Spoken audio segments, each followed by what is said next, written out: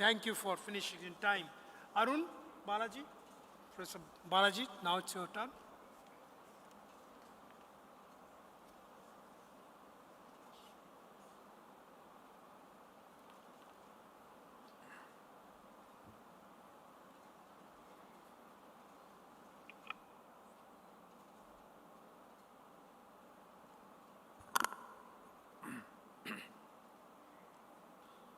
Good afternoon, everyone.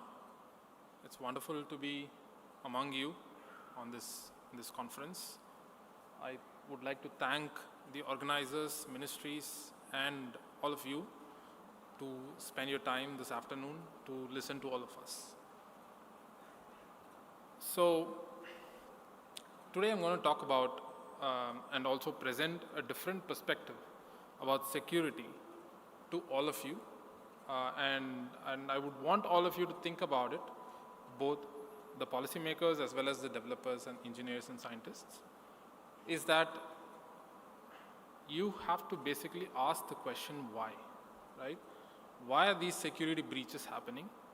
Why it is important to understand that these security breaches are happening for a specific reason, and how are we going to go about mitigating these kind of breaches, right? So the specific topic that I'm going to talk about is how do we leverage AGI models to security harden DPI, right? So what do I mean by AGI models, right? All of you must have heard about artificial intelligence, right? So what is AGI?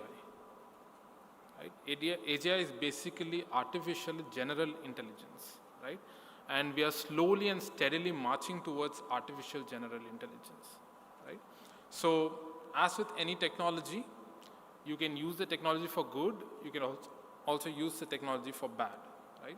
So if we don't figure out ways to use and leverage AGI towards enhancing security, someone is going to come down the line to use AGI to kind of break the systems that we build, right? So it's very important that you have this perspective in the back of your mind. Technology is not always good. It can also be used for bad purposes, right? So a little bit about myself, right? So I basically do research in the domain of usable security, differential privacy, continuous authentication, and behavioral modeling, right? So one of the primary reasons why I kind of came into academia to do research is because this is one of the areas where I get paid to ask the why question, right? I get paid to ask a bunch of why questions, and through asking those why questions, I present to the community about a better understanding about different kinds of security breaches and so forth. So similarly, I would want to kind of present you in brief about why I think some of these things are happening in the recent past few years, and why is it important for us to kind of care about it, right? So the first reason that I would want to talk about is the complexity of the paradigm that you're just seeing on the screen, right? So you have different kinds of systems interacting with each other in different ways and different forms. And on top of everything, all these different components, you have massive push for DPI in each of those components, right? So, and all of this is very, very dynamic. And as Dimitry put it, things change at a very rapid pace, right? If you come back in 6 months, you'll be talking about something which is very new. So what is happening is that all these smaller cogs moving in a large set of bigger wheel is kind of creating a lot of different complexities, which is actually increasing the attack surfaces. So that's problem number one, which is complexity in the paradigm that we are currently operating. And any of the breach that happens in any one of these components has a ripple effect, right? A particular breach in one specific component gives you a backdoor into another system, right? So that's one thing to keep in mind. The second is what I already stated, which is the steady and slow march towards AGI, right?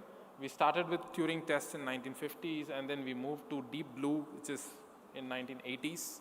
right? And then we went towards autonomous driving. Autonomous driving is, by the way, not new, right? It is started by DARPA way back. And in 2011, you had Jeopardy, right? Watson from IBM. And then now we have AlphaGo, right?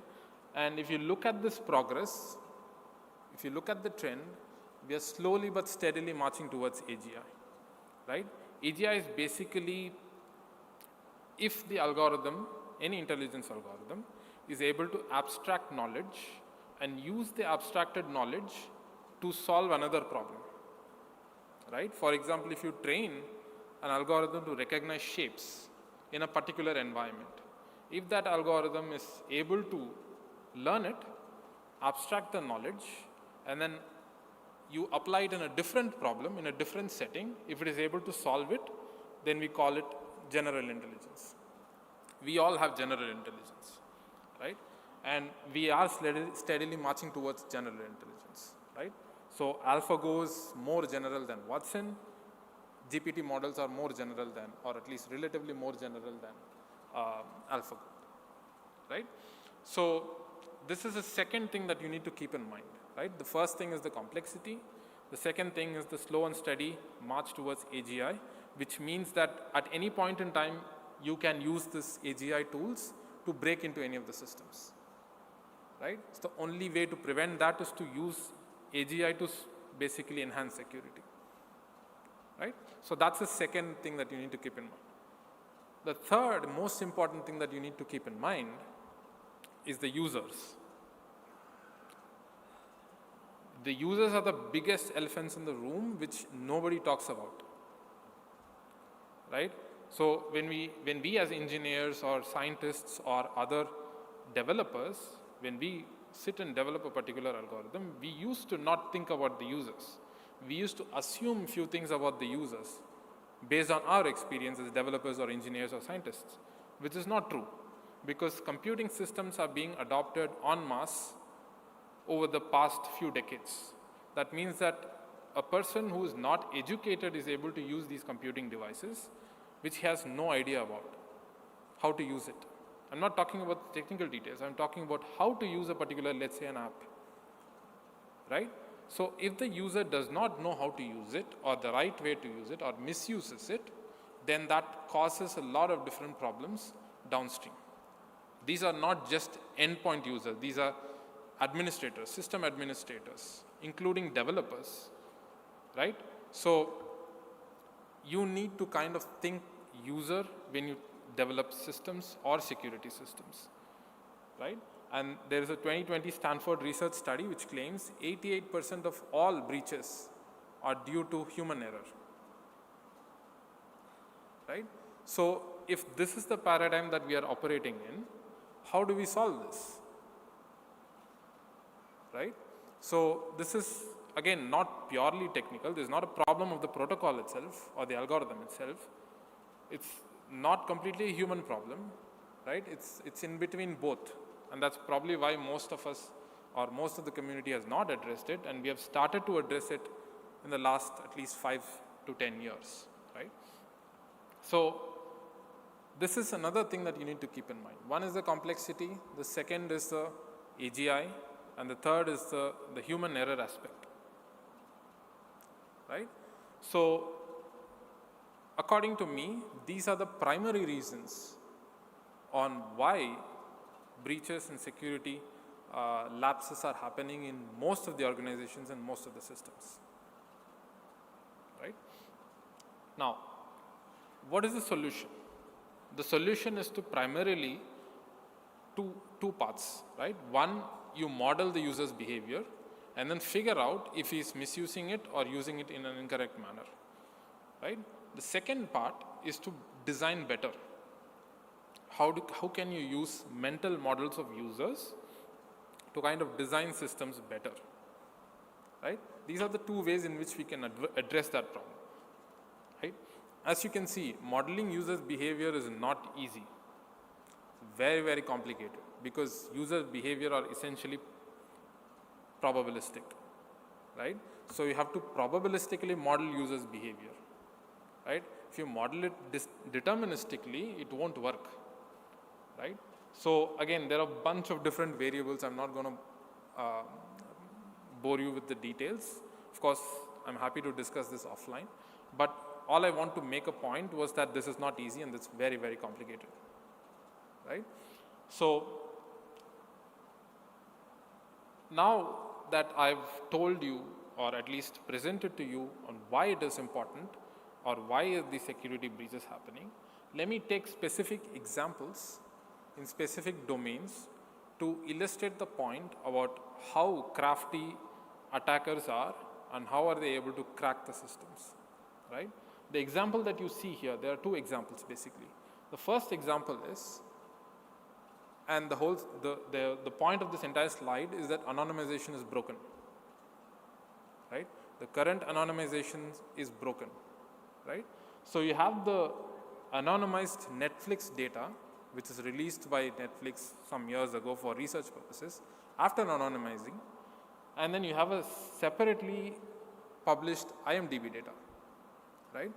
By in itself, anonymized Netflix data and IMDb data are anonymized. That means that you cannot kind of know the identities of the users or the critics or the reviewers who gave the reviews.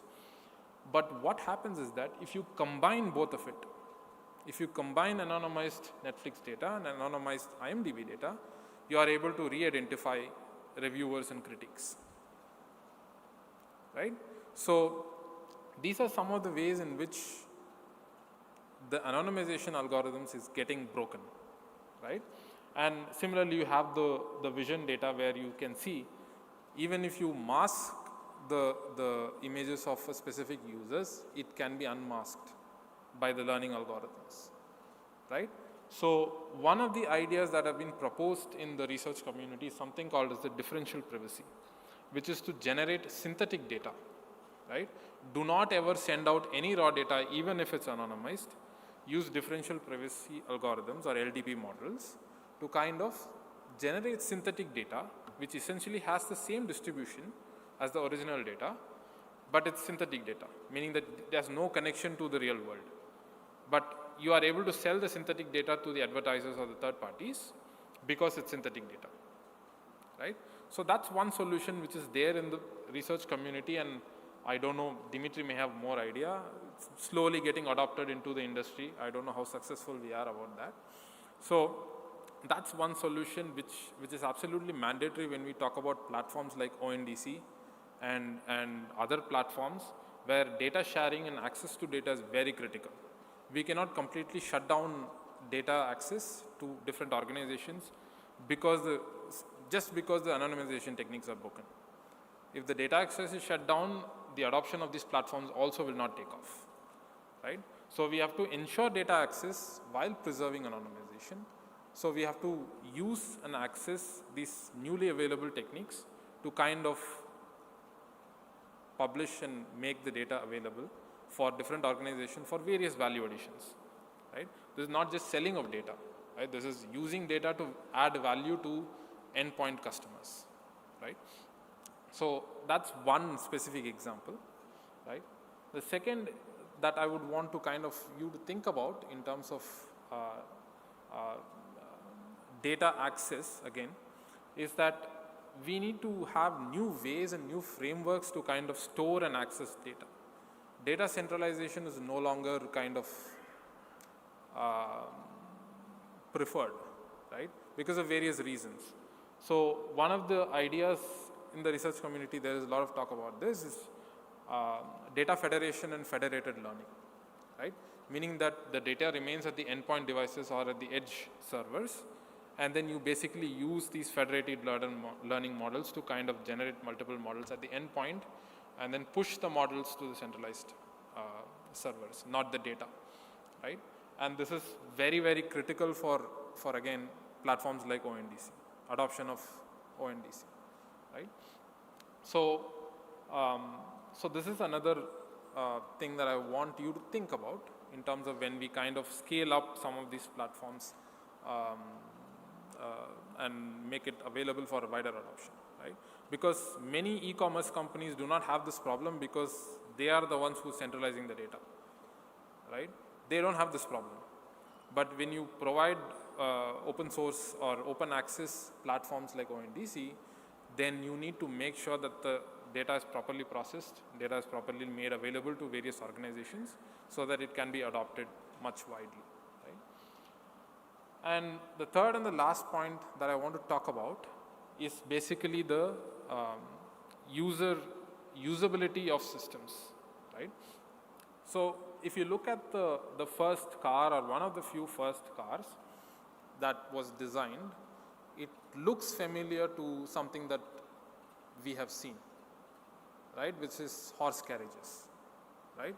There is a reason why the first few cars are designed very similar to horse carriages or not something else. That is primarily because you want continuity in design. If there is a break in the continuity of the design, then the users will not use the systems properly because they don't know how to use the systems, because it's not familiar to any of the systems that they've used, right? So one of the central themes of or tenets of designing a particular app or a system or a protocol is to base it on something that you already know or something that the users already know, right? So continuity of design is important. This is applicable to all kinds of applications, all kinds of platforms, all kinds of systems, right? And the second thing that you have to pay attention to when you design applications is the mental model of the user, right? It is important to design something with the mental model of the users in mind, because the user has his or her own biases when he's using the app, right? So you not only have to kind of tailor something to the mental model of the users, but it is also important that you are kind of providing mechanisms in the systems that you design to update the mental model of the users through either in-app training or nudge mechanisms or other mechanisms. You have to kind of update that mental model. This goes back to our original point about why these breaches or the security lapses happen is because of the users. Most of the times it's the users which cause those breaches because of either the intentional or unintentional misuse of the system, right? So it is important that we kind of address it at the root cause of the problem, because most often we are more worried about the what and the how, and we fail to ask the why question most of the times, right? So my proposition to you is to ask the why question, or at least you can propagate this message to whoever is in the decision making capacity to ask the why question. Once we understand the why part better, we can easily, or at least relatively easily, kind of solve most of the problems, if not all of them, right? So that is my proposition and takeaway, right? And any of you who is interested in kind of following my research at the USG group in IIIT Delhi, we continuously publish several works in this particular area and domain, and you can kind of read these papers, which is publicly accessible. Thank you very much. Thank you.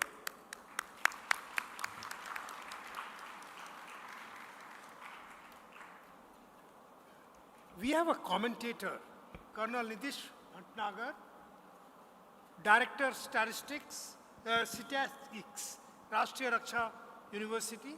He will give his intervention. Thank you, Chair.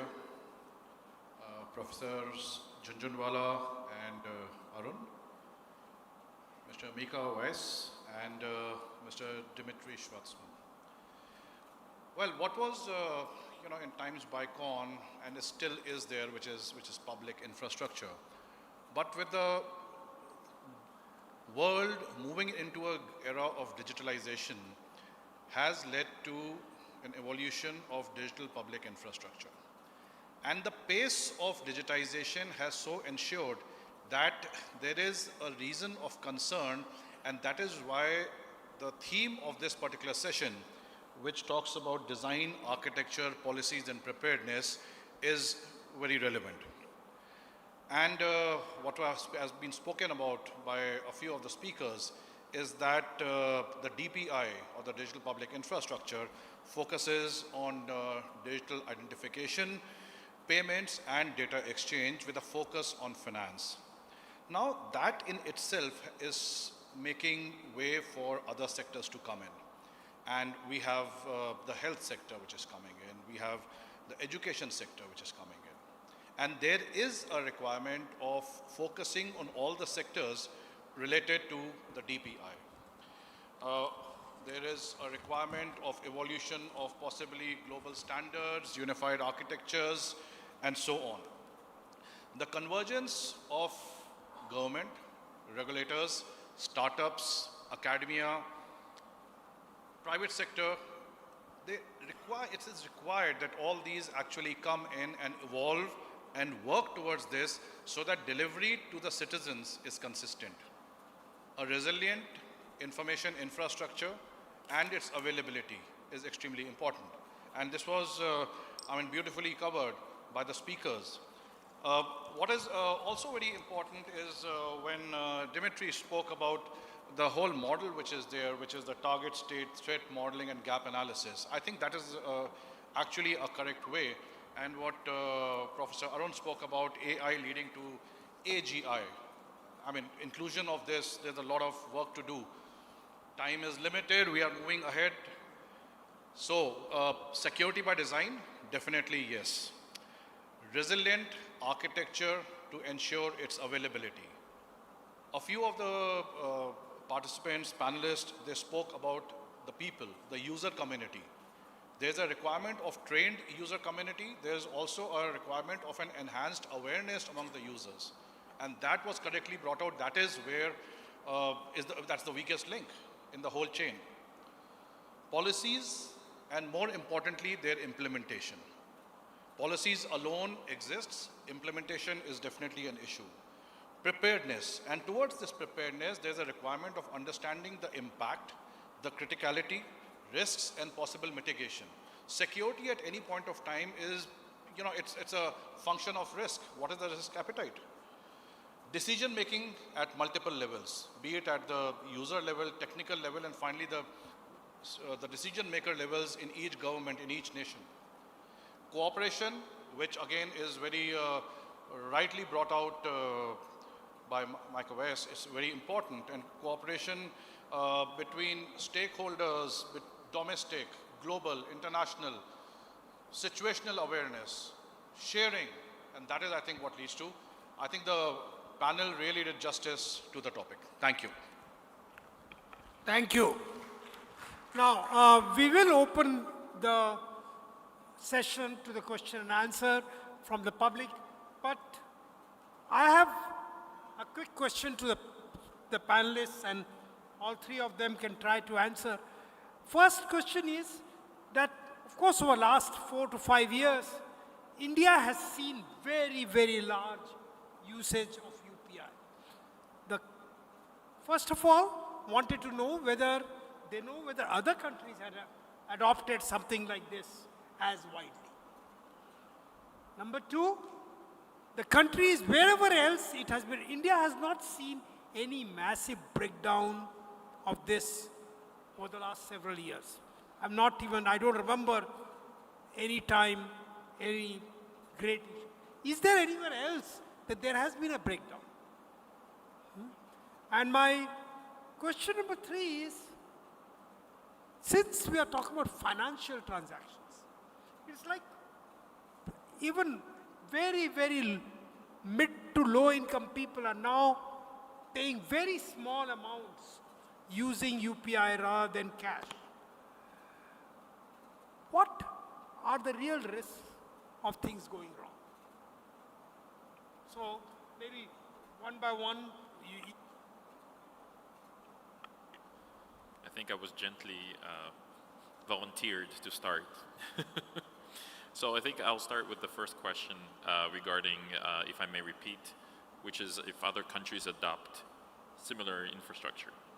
I think there is, from what I know, from the research that I've done, from what I'm seeing, is that there is an understanding and there is a moving forward movement of adoption of similar infrastructures to DPI and specifically UPI. However, I think what is lacking is realization and real use cases of scale, which India has. And I think one of the major advantages, and specifically, is in India's ability to export lessons learned in terms of development of infrastructure, and then more importantly, which I think has always been a very key issue, and that is adoption. The ability at which, and the pace at which there's been adoption in India of UPI and usage, I think it's unprecedented. And I think the ability to actually showcase to other countries of what that looks like, both from the philosophy of leveraging open source to establish a very robust, flexible, and democratized stack, as well as get users to leverage use constantly, is something that I think we've yet to see on such scale, although there's a lot of other initiatives across the globe to adopt more and more UPI, which I think will lead to a fascinating new era where by country is going to look very, very different in terms of how we do financial transactions. So I agree with Dimitry about that. So one thing that I would like to add upon is that there's a greater deal of awareness and wanting to kind of move towards more digitalization, not just in the financial domain, but also in other domains, for example, health domains, publishing data and so forth. So I would assume that in the next 4 to 5 or 5 to 10 years, I think there will be more massive adoption of some of the things that we have already adopted, where other countries are working towards adopting, coming online, right? So with respect to the second and the third question that you asked with respect to risks of things going wrong, if you ask me as a researcher, I mean, the risks for protocols themselves or individual components breaking down seems to be low. We have reached a certain level of maturity where kind of these protocols very rarely fail. Even if they do fail, we are able to quickly patch them up. But where I see the largest risk is the user's lack of knowledge on how things work, right? So you may see individual cases of theft of money or people scamming people, right? So you can see these individual things that are primarily because users are not educated or users are not aware of how things work and what information to share and what information not to share, right? And here I think more in terms of training, where non-interventional training, where you use in-app mechanisms to kind of say, hey, this is not the way you should do it, kind of thing. That is more important. I think, you know, the fact that the increasing of the payment systems all over the world, it's not a dream, it's a fact, and it's not in the future. It's, again, over here in the near future. But I think it's not the problem of the client. When I work for one of the banks, we said all the time on the cyber unit that it's easy to the client, hard to the bank, because the client don't have the tools, the client don't have the methods, the client don't have the knowledge, as you said, and there is I think the keyword, it's the responsibility for, again, I will go to the 4 level, I'm sorry, but it's the responsibility for the organization to protect the customer, and the responsibility for the country to take care about organization. It's again, a responsibility for our ecosystem to take care of each other and to do some on the international level. So I will leave the client by the side, and I'm not sure that the technological tools are the magic solution. It needs to be some kind of real responsibility taken from the country level and down there, the organization, and then everybody will be stronger. Thank you. Now, I open it to for question answer, and also I'll ask panelists if they have questions for each other. They can also ask, and Anybody want to raise this? I think most people who live in India are familiar with UPI. And the issue is, can something like this have risks? And how do you really eliminate those risks? Hi, my name is Abhishek. I'm a director of product at Google. My question is for Professor Arun Balaji. What you mentioned is particularly interesting to me. You spoke about the value of Uber trying to figure out and model consumer behavior and then trying to make sure that vulnerabilities don't really show up in how you use product. But AGI can do that as well. So overall, like, how's your research interest evolving to intersect understanding customer behavior, but then also AGI being able to model that same consumer behavior? And how do you think about that in the context of what's going to happen? Thank you for the question. It's a good question, right? So one way we kind of try and resolve the problem of AGI kind of being used for something which is bad is that, as with any intelligence system, artificial intelligence systems, including AGI, it needs to ingest a vast amount of data to model something, right? So the input for any model is always going to be raw data, right? And who is going to provide that raw data is the problem. If you're a company like Google or Uber or other companies, you have raw data with you, right? But when you're looking at collection of data from public sources or public databases, what we should do is to kind of use techniques like differential privacy to generate synthetic data which has similar distribution and publish that data instead of publishing raw data. So this will reduce the risk of the AGI actually ingesting or understanding the users themselves, right? And this is more of like general learning of how things work, not specifically tied to a specific individual, right? So what I would propose for the different governments, and including Government of India, is that when they publish any data, any raw data, I would prefer them publishing synthetic data instead of kind of publishing raw anonymized data, right? Because anonymization is shown to be broken by multiple times, multiple organizations, right? K-anonymity basically does not work. So synthetic data is one of the way to kind of address that trade-off of protecting users' identity and users' behavior while using that behavior to kind of generate value which can be useful for the community itself. I hope that addresses your question. Okay. Good evening, sir. Yep. Good evening, sir. I'm Saurav Srivastava. I'm a faculty at the Computer Science Department at IIT Dhanbad. So my question is for Professor Jhunjhunwala.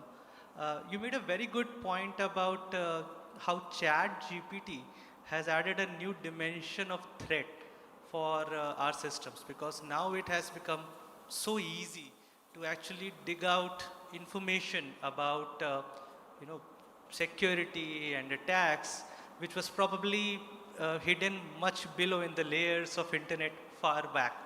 But with the help of ChatGPT, anyone can basically query the system and try to find out these things. At the same time, you also made a point that we must train the developers for mitigating the risks associated with these kind of errors.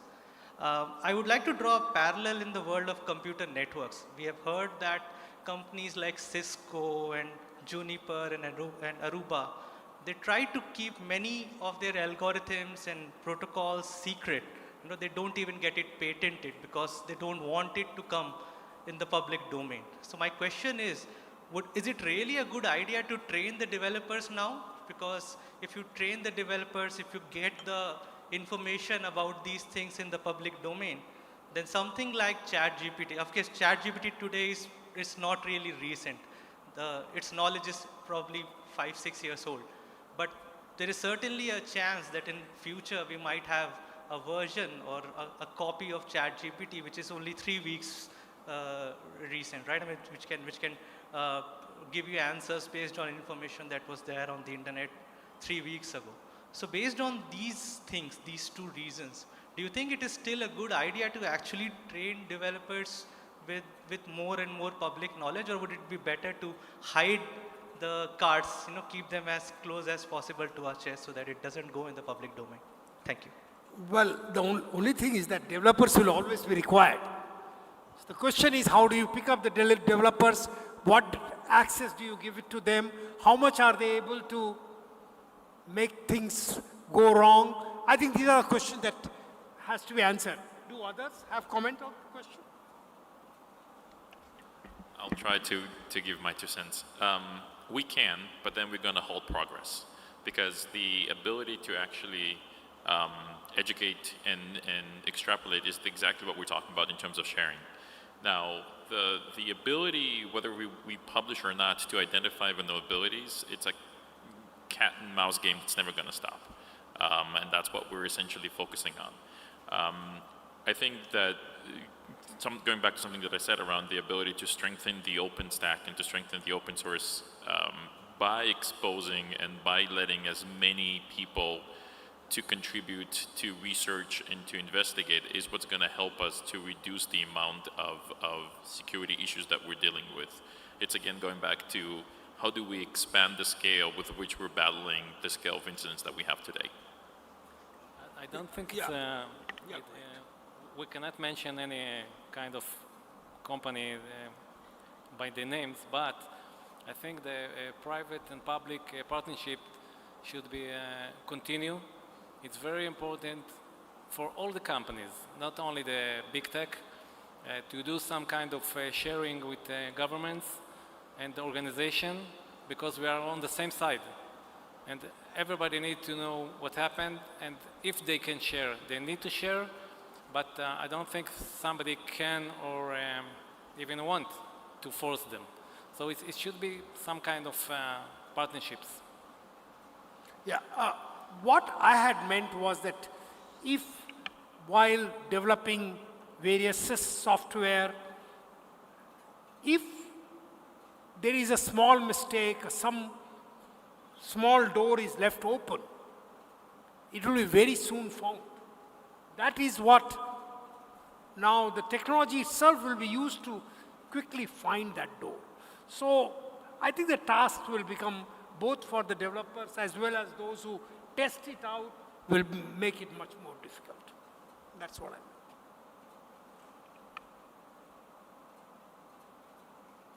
Any other question? Yes, go ahead.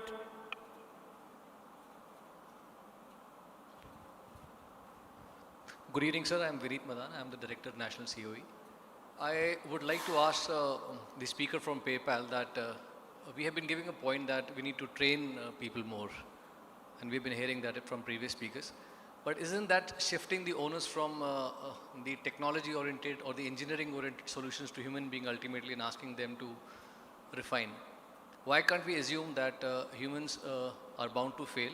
They'll do mistakes. So what I want to ask you in specific with this background, is there any engineering solution that PayPal thinks of which addresses a vulnerable human being who's not trained enough to follow the best practices? That's a great question. Not that I'm aware of.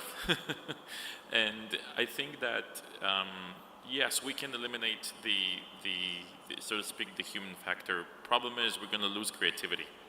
One of the things that contributes substantially to progress and to where we are today with technology is essentially that, is the ability to think broadly and to think differently.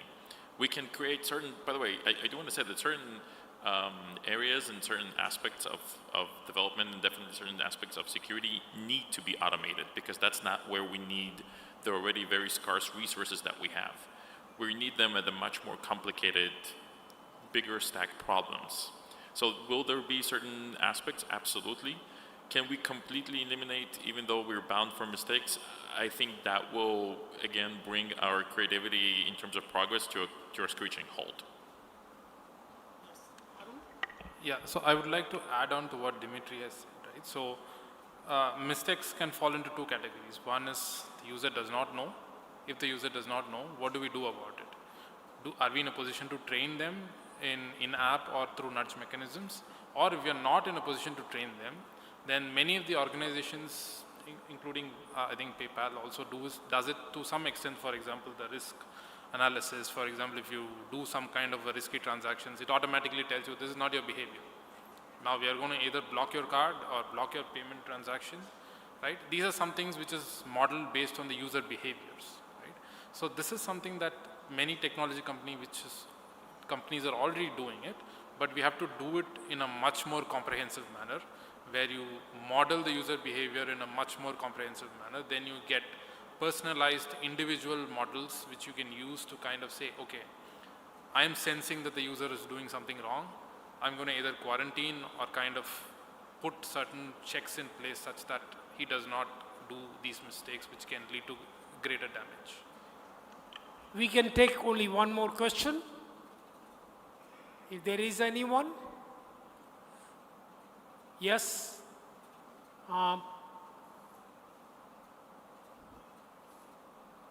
Looks like yes, someone. Go ahead, madam. Namaste everyone, good evening. I'm Sanjam Sachdeva, user experience designer working with Put your this thing closer so that we can hear you. Yeah. I'm Sanjam Sachdeva, working as a user experience designer with Ministry. And my question from the user experience is that when we discuss about different modules of design, how do we cater to the designs or the people who are at the level where the education level of cyber security or online payment is very less? So how do we get to that layer of users? Yep. That's a fantastic question. I would like to take a first stab, and I think that is something that my colleague here said, and that is, how do we create a similar experience? How do we create a similar design, but we take it a notch further? So if we can create the initial experience to which the user is already aware of, but behind the scenes, the data is empowered by different models that are more advanced, whether if it's risk or whether if it's security related, then the adoption is going to remain, in my opinion, at the same rates, if not higher. The results are going to be very, very different because the models are a lot more advanced. Yeah, in addition to what Dimitry said, right, to answer your specific question about how do we model the end user, all the end user, is by basically doing usability studies, right? So you have many companies these days, when they develop any particular app, they do usability studies. They call in users from different geographical locations, different socioeconomic levels, and they call into their office and show them the app and then ask them to use it and then record the sessions, record their inputs, they record how they and where they go wrong, where they're getting stuck and all that stuff, right? So the simple answer to your question is to do more usability study and use that to kind of build better applications. Thank you. I will wind up by making some closing remarks on this. First, this training users should not be taken as a very, basically we need to do two things. The users should not pass their mobile to others. Number two, they should not give their PIN to others. I think basically only two messages need to be, just like you don't give your purse to others. If you give your purse or you leave your purse somewhere on a table, then today people don't do that. If that happens, then money can be stolen. So I think somewhere the simple message that a mobile phone has your money and your PIN is very important. Don't leave it. It is not as complicated. As far as people with lower and lower education level and whether they will be included, I think fairly soon we will have voice-based UPI where you can actually make the payment purely by speaking to the phone. And that too in all Indian languages. I think certainly in a year's time, probably sooner than that, we will see that. So this will create unprecedented kind of usage. But just like you can't leave your purse somewhere, you cannot leave your phone. And the other thing is, you don't leave the key to the purse. You have a key to the purse, and that's your PIN. You don't leave that. I think this is something that we have to all, if you want to use it, that's what we need to do. I'm more worried about something else. Even if user does not leave these two things aside, can somebody hack and disrupt something else? I think this is something that all the technologists has to worry about. Users will occasionally make a lapse. Our pockets are picked up. Then next time we try to make better pockets or things like that. So I think this is what we have to do. I'm more concerned about, can the back-end systems be in any manner hacked? And we need to continuously worry. I don't think that we have an answer, and we need to really figure out what to do about it. With that, I think I will close the session, and we'll probably, after this thing, we have a small break. So I think we can continue discussion. Thank you.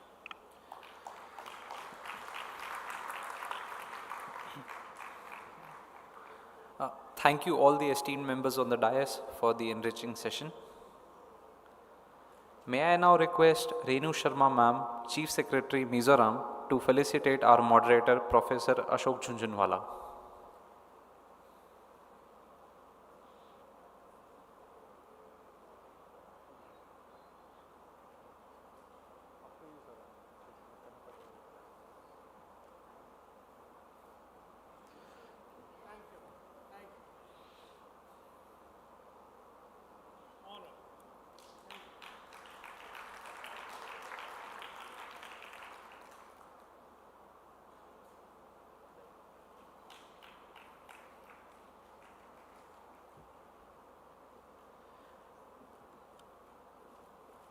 I now invite Chandrakar Bharti sir, Additional Secretary MHA, to felicitate our panelist, Mr. Micha Weis.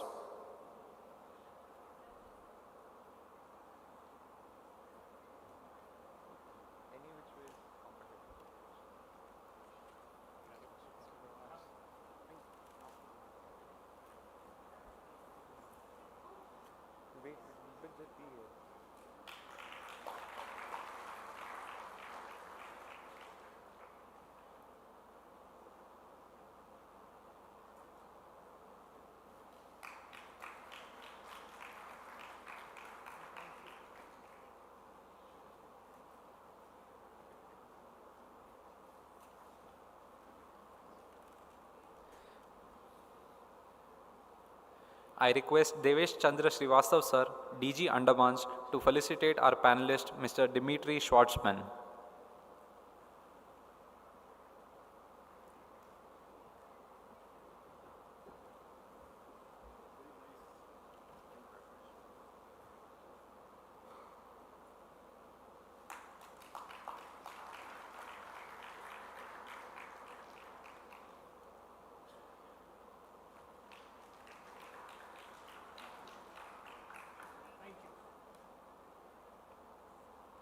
I now invite NM Singh sir, JD CBI, to felicitate our panelist, Mr. Arun Balaji Buduru.